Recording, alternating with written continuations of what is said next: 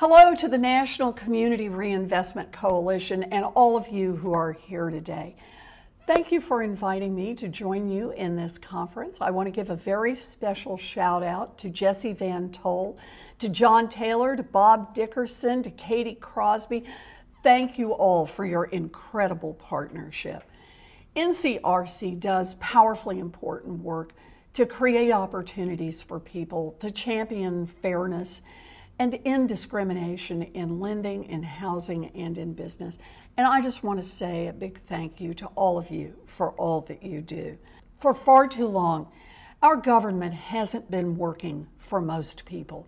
Sure, it works great for the wealthy and the well-connected, but for everyone else, not so much. And this injustice has always targeted Black and brown communities that have been systematically denied access to wealth and income. COVID-19 has also made it impossible to ignore that our health system is unequal right down to its core. People of color and indigenous people in the United States have suffered the largest burden of illness, hospitalization, and death during the COVID-19 crisis. These inequities are unconscionable. And right now, our nation has serious choices to make about how we recover from these economic and public health crises.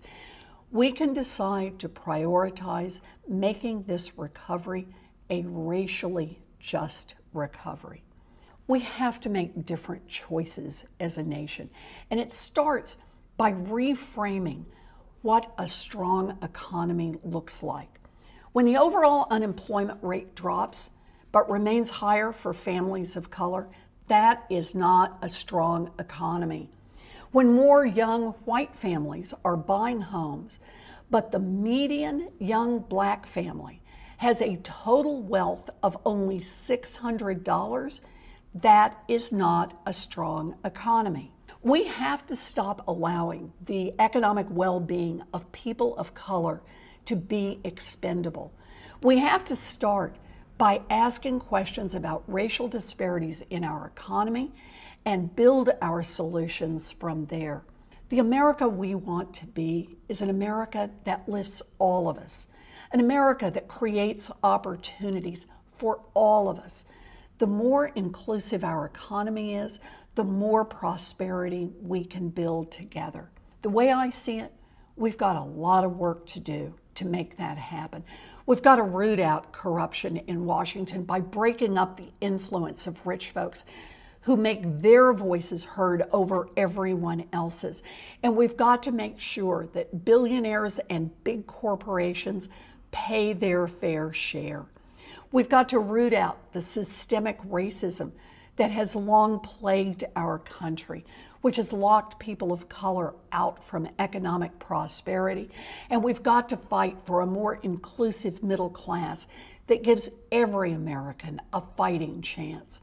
We've got to fight for legislation such as my bill, the American Housing and Economic Mobility Act, because it will help bring down housing costs for renters and buyers, and it will help level the playing field so working families everywhere can find a decent place to live at a decent price. We've also got to fight to protect consumers, and this starts by having a Consumer Financial Protection Bureau that is willing to use its available tools to ensure that consumers won't get cheated and that financial institutions comply with anti-discrimination laws. So look, none of us is in this fight alone, and that's why I'm speaking with you today.